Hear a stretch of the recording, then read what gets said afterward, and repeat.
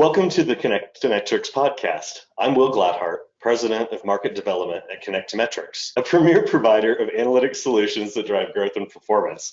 Connect to Metrics is for executives, coaches, consultants, and other type of service providers who want to provide additional value to their clients. I'm here with my guest today, Alana Muller. Good morning, Hi, Alana. everybody. Hello.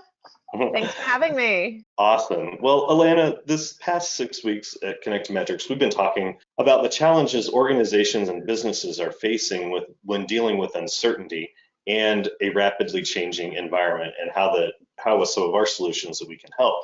I've spoken to a number of executives, executive coaches, growth consultants, and organizational development teams to discuss how they are assisting their workforce, the impact of the analytics of need, and what key issues they are discovering about their organization by participating in some of our culture think tank polls. Alana and I are here today for a casual discussion about what Alana has learned as a leader and consultant during this challenging time, how she has helped clients in the communities that she serves, the trends she has observed in the workforce or among clients, and then also any culture, connection, or engagement challenges that you personally or you have observed that your clients are facing. Anything to add to our topic list today, Alana? That sounds nice and comprehensive. That's great.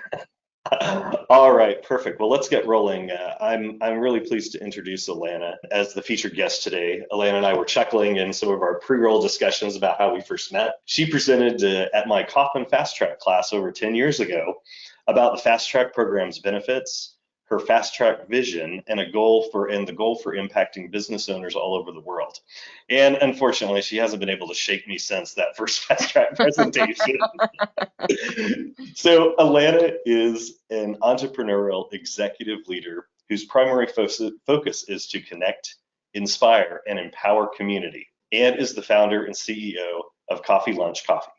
She is a networking speaker, workshop facilitator, coach, and author of the book Coffee Lunch Coffee, a practical field guide for mastering networking, and a companion blog, coffeelunchcoffee.com. Her accessible, relevant, immediately actionable approach to professional networking for those interested in connecting with others, getting involved in their communities, seeking to advance their careers, or looking to build social relationships has helped thousands of individuals formulate a strategic mindset around networking while creating a game plan to get out there and actually connect with people. So thank you again for joining me today, Alana. I'm pleased to have you here. Thank you. I'm delighted to be here, Will. And don't worry about having not allowing me to shake you over these last 10 years. I'm delighted for this relationship. You're a wonderful friend, and you've been a great colleague and collaborator, so I really appreciate it. Well, thank you. I guess you unexpectedly stuck with me, so. That's good. That works for me. Alana, with the vast majority of our workforce working remotely and disconnected, as well as work situations changing dramatically week to week where it's very hard to plan, I'd like to tap into some of your consultative expertise to discuss not only best practices, but address the challenges you are observing and any positive wins you have experienced. So to get us started, let's dive into a few questions I have for Alana. The first question, tell me what you have learned as a leader and consultant during this past 6 to 8 weeks. Yeah, the world has changed, right? The world has definitely shifted on its axis the last several weeks. And I know for myself, I'm almost having trouble deciphering time. It just seems like one long Monday. The thing is, as much of a crisis as we find ourselves in, not just from a public health crisis perspective, but really from a workforce, a work perspective, some negative things have happened, but I also think some positive things have happened. And the thing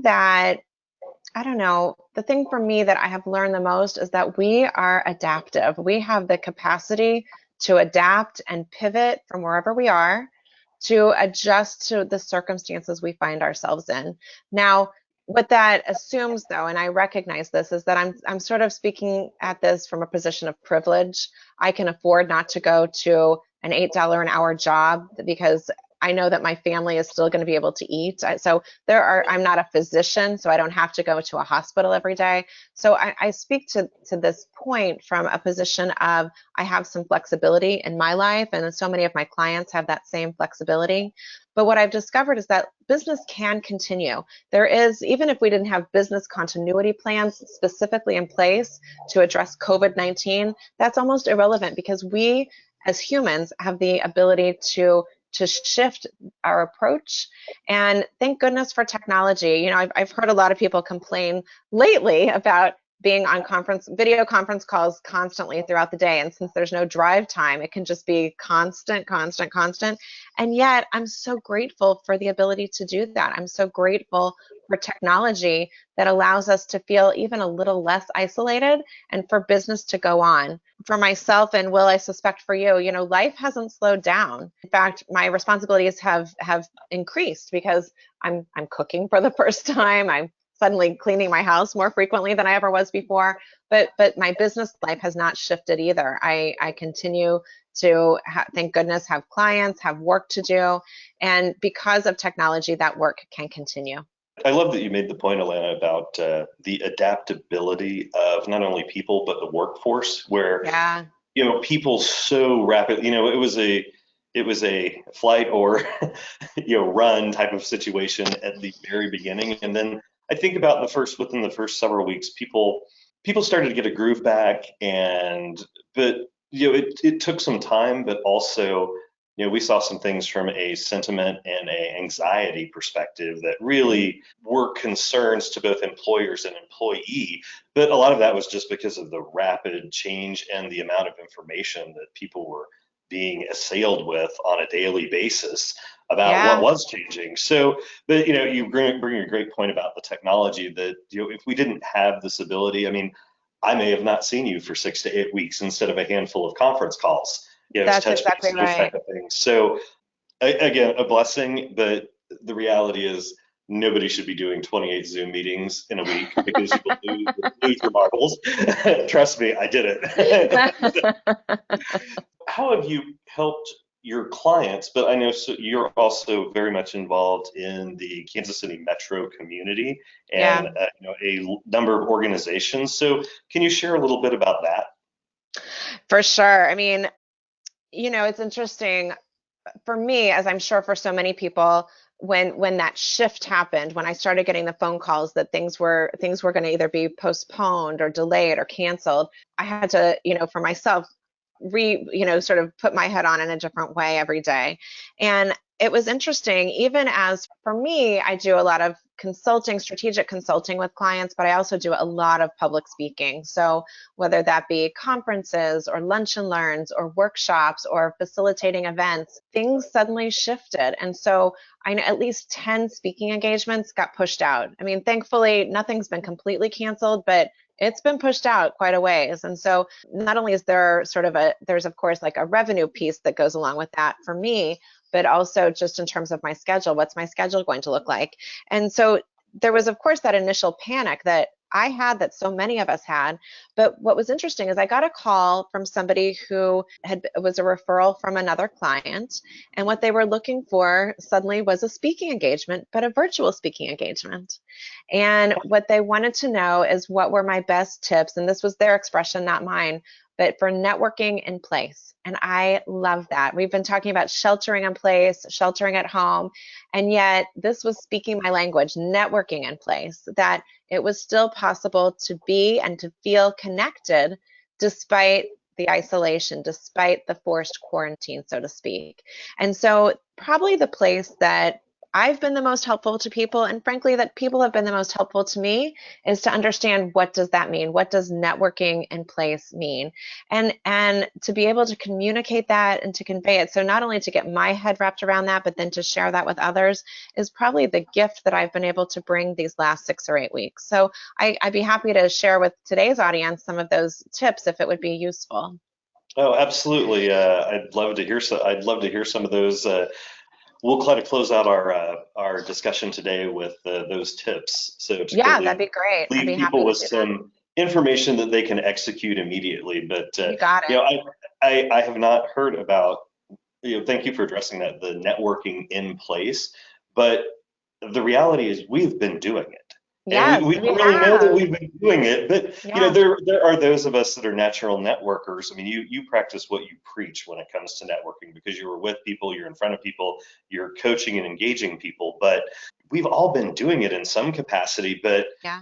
we've been doing it without all the other, I guess, the anxiety that comes with it, maybe Yeah, in terms, because we've had to get on a call.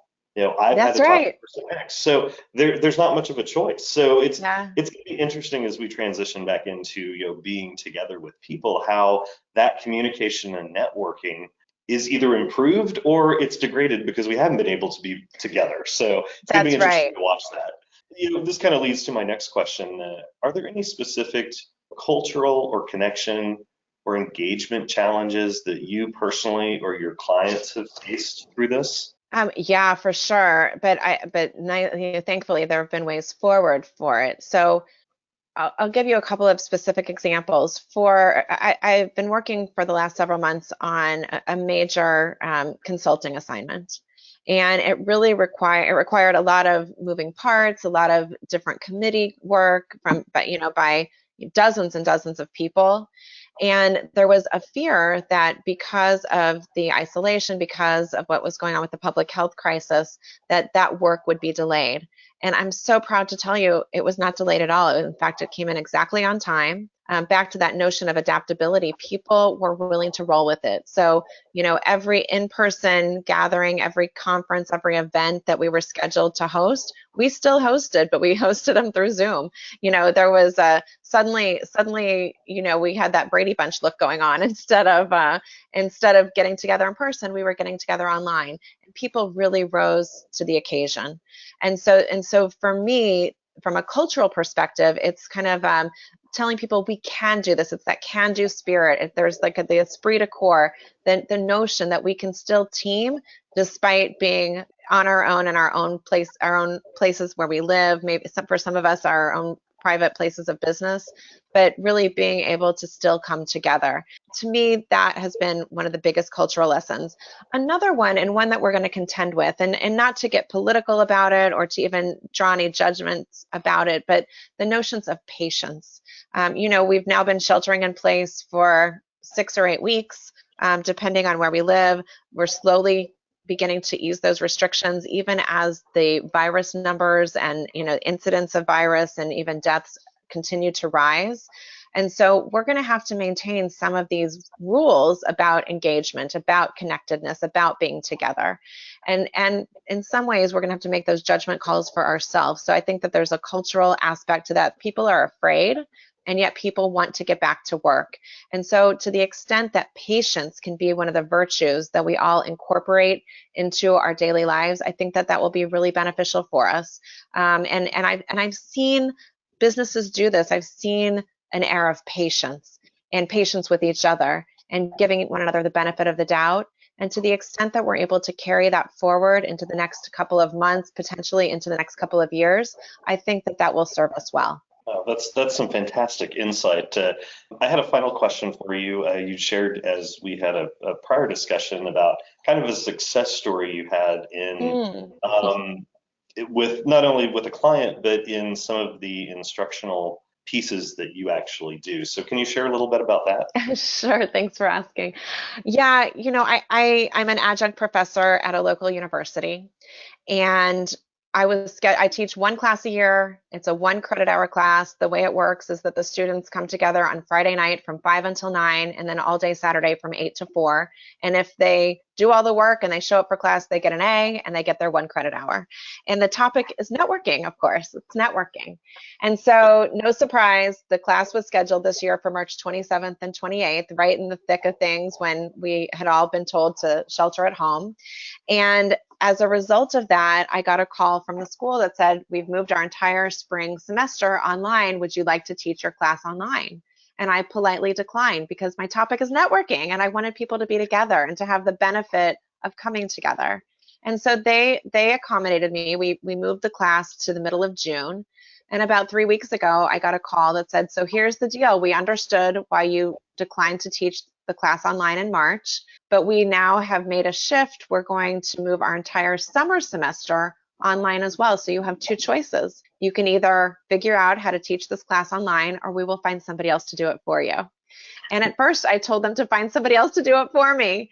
And then I started thinking to myself, that's not really practicing what you preach. And I changed my mind and I said, you know what, let me work to figure out how to deliver this online. And so not only did I agree to teach it online, but to my, much to my surprise and delight, very funny, I will end up with a certificate in online teaching, and which is just so funny. So I get a little prize out of the deal too. And I have to tell you, I've really enjoyed trying to figure out how to make this a productive, robust, enjoyable, beneficial class for my students and for myself. And I'm really excited to teach it in June. And I think it's going to be great. Will we get to have a cocktail party in person? No, we will not get to do that like we normally do, but we will still have panel discussions. We will still have networking. We will still have group meetings, and it's going to be wonderful. And so the lesson for me is that, I needed to get out of my comfort zone a little bit also, but on the backside, there's going to be a huge win, and I can't wait. That's really exciting. Thanks for sharing that.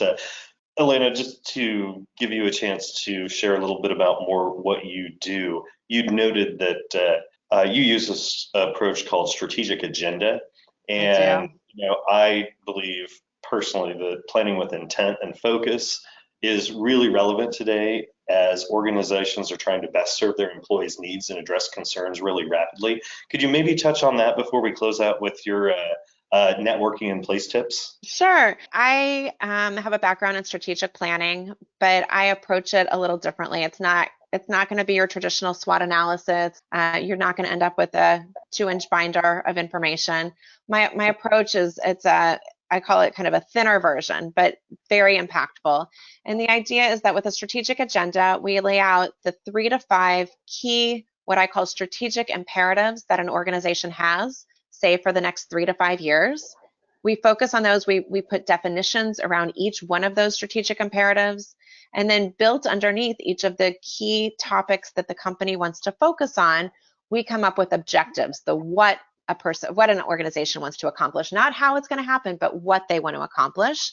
And then beyond that, we build metrics around that. So 3 to 5 metrics that help us to determine our progress, not necessarily our success, but our progress in achieving our goals. And then we come to how we're going to accomplish that, the tactics. What tactically are we going to do in order to achieve the thing that we hope for? And most of my clients come away with a 2 to 3 page document that they use for every team meeting, every board meeting. And what that does is it keeps them very focused, and it allows them to be nimble and agile in this process. So what I also say is that this process is evergreen, that just because we said that it was going to be one way on day 0, once we know more information on day 10, we give ourselves permission to keep that information up to date, to adjust our metrics, to adjust our tactics, so that we can actually achieve what we hope to. That's not intended to not hold ourselves accountable for what we said we were going to do.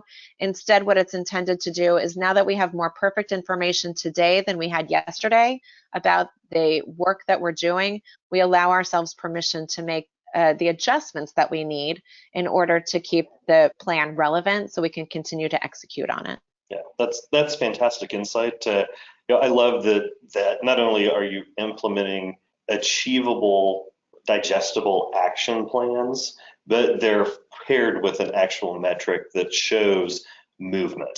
Because it's not always about the success, but the continued movement forward to accomplish a goal. Because sometimes it's a little hard with culture, behavior, performance which is a little more touchy-feely, to establish metrics, analytics, and numbers specifically around those. And those are the pieces that I love, and part of the reason that I get to do what I do with Connect to Metrics, because that's part of our focus is making that connection to the agenda, the action plan, and then the outcomes. So as we close out today, Alana, could you share with me your the couple of networking in place tips that you have found beneficial?